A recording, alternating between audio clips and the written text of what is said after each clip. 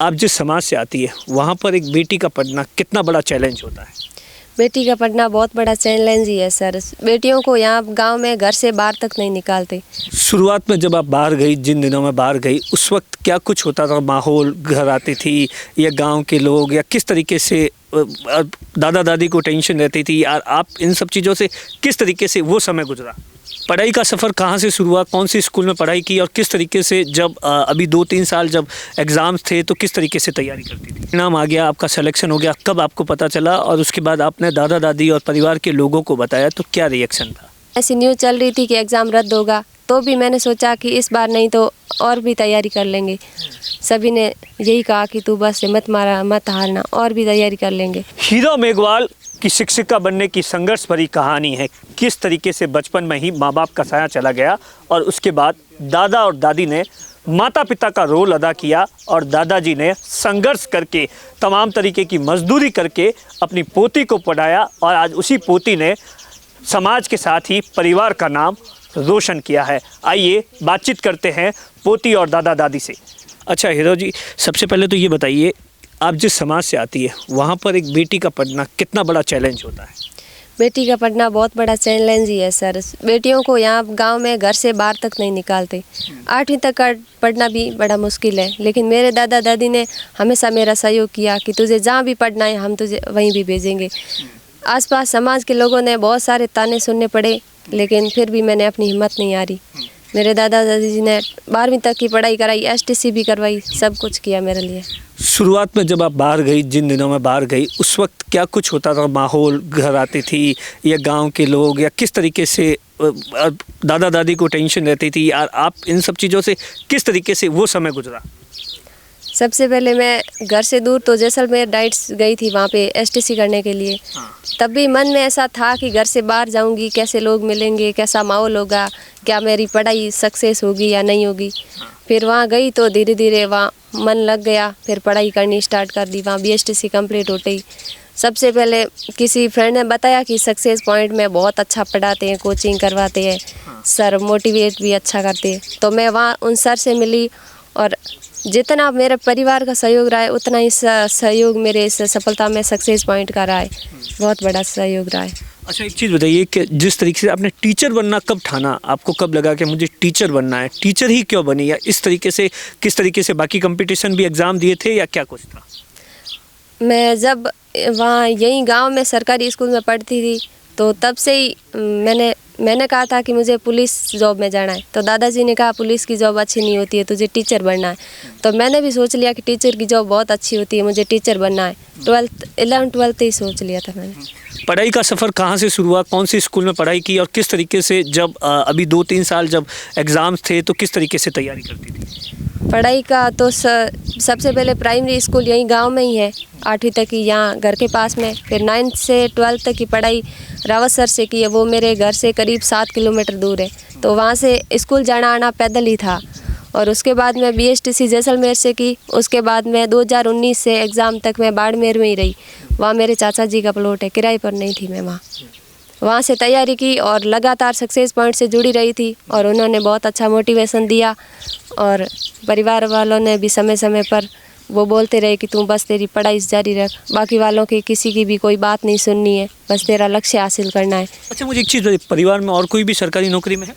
परिवार में मेरे सबसे छोटे चाचा जी है, उनकी वाइफ है चाची, वो 2018 में ही ANM में लगे हैं। तो वो भी सहयोग करते थे। अच्छा, अब जब परिणाम आ गया, आपका सिलेक्शन हो गया, कब आपको पता चला और उसके बाद आपने दादा दादी और परिवार के लोगों को बताया तो क्या रिएक्शन था? जब मेरा वो 2 पेपर देकर वापस आई तभी से मैंने इनको बोल दिया कि मेरा रीट में सिलेक्शन हो जाएगा पक्का। तो फिर बीच में ऐसी न्यूज़ चल रही थी कि एग्ज़ाम रद्द होगा, तो भी मैंने सोचा कि इस बार नहीं तो और भी तैयारी कर लेंगे। सभी ने यही कहा कि तू बस मत हारना, और भी तैयारी कर लेंगे। अच्छा एक चीज़ बताइए, जो अपने बेटियों को जिनमें मतलब टैलेंट तो होता है बाहर नहीं भेजते, उनके लिए क्या मैसेज? बस उनके पेरेंट्स को यही कहना है कि बेटियों में टैलेंट है तो उनको बाहर भेजो, और जो मन से लगन से पढ़ना चाहते हैं उनको हमेशा पढ़ाना चाहिए। किस तरीके से आपकी शुरुआती दिनों में ही माँ बाप का साया चला गया था, उसके बाद में दादा दादी ने पिता और माँ का रोल अदा किया? मेरे बचपन से ही, जन्म से 2 महीने पहले ही पापा चले गए, फिर 5-6 महीने की थी तब मम्मी चले गए। उसके बाद में बचपन से आज तक मेरे जो माँ बाप की कमी है वो दादा दादी नहीं पूरी की है। मुझे ये महसूस नहीं होने दिया कि मेरे मम्मी पापा नहीं है। अच्छा बासा कदे होचो तो कि टीचर बनानो है की कण मतलब की होचो और कितो संघर्ष कियो ये ना ये मुकाम वास्ते पुगाण वास्ते हैं है बा हाँ की कण संघर्ष कियो की कण भेजो गांव बाहर भेजो पढ़ाई की कण कराई हाँ पढ़ाई कराई पढ़ाई कर तू तेरे पढ़ाई कर हाँ खर्चा बुझे तेरा लाग जो मैं दिया तू तेरे पढ़ाई करनी तेरे कर बाहर भेजी जैसलमेर भेजी ते बाप भेजी हाँ जटे पढ़ाई मैं तेरे जटे पढ़ाई उधर तू तेरे कर खूब पढ़ाई कर मैं हमें परिणाम आ गयो हाँ पढ़ने में पढ़ाई होगी पूरी मैं मारसा लागी न तो मारसा बनानी थी का पुलिस में भेजनी थी पुलिस में तो पर एन कहो कि मैं हूँ कौन के हूँ तो मारसा मिला पुलिस में नंबर आयो पर पुलिस में आके हूँ तो मारसा लागू के एन यूँ कहो कितनी खुशी हुई हमें ना खुशी बढ़िया हुई जोर हुई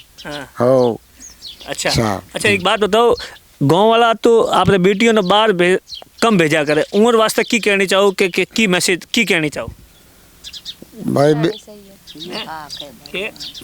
बाहर भेजनी नौकरी लागी जाती जानो पड़ी। अच्छा एक चीज बताओ ये परिवार वास्ते किकन थे संघर्ष करता किकन खेती बाड़ी करता किकन करता खेती बाड़ी करता फिर बाकर हो तो कने पहली हंज आओ तो ना मोटियार होता तो जरूर मोल मजदूरी कटम कर ला पड़ा तो नमत बूढ़ा हो गया बूढ़ा हो तो मेमार खेती बाड़ी करता हड़ करता बेथो करने बेथड़ो बा करूँ कोई यूँ कर करा पई पंजरो इन में पढ़ा दी खूब आके बस तू तेरे पढ़ कर माँ कितनी खुशी है घनी खुशी हुई पोती पढ़ी है नौकरी लागी है हाँ पढ़ाई पोती पढ़ाने वास्ते कितो संघर्ष कियो कितो दिन बाद मजूरी करी किकन कियो बाहर निकले नहीं तो मैं होश कियो कोई मारी कुने जाई कुने नहीं जाई आप गए मनु बेती आखि मेरे पढ़ाई वाली रहतो बिन दूजो कहीं नहीं हाँ जैसे मैं गई तो फोन कर देती फोन लिया रहा फोन कर देती वो घनी हो रही बैठी हूँ माँ हाँ एक का कोई बेहतर है जो बड़ी बड़े कि नहीं का मोड़े हूँ बैगे हूँ मोड़ हो जाता हूँ इतनी ज़्यादा जन मोड़ हो जाए तो का कहने कहती का हाँ मैं ही हूँ तो का को आन गाड़ी लेना और छोड़ देता परिवार नाम रोशन कियो हाँ तो बस परिवार की हो। आप देखिए किस तरीके से बूढ़े दादा और दादी ने एक बेटी के लिए माँ बाप का रोल अदा करके और उसे इस मुकाम पर पहुंचा दिया। कैमरे के पीछे अश्विनी है, मैं आपका साथी दिनेश बोहरा।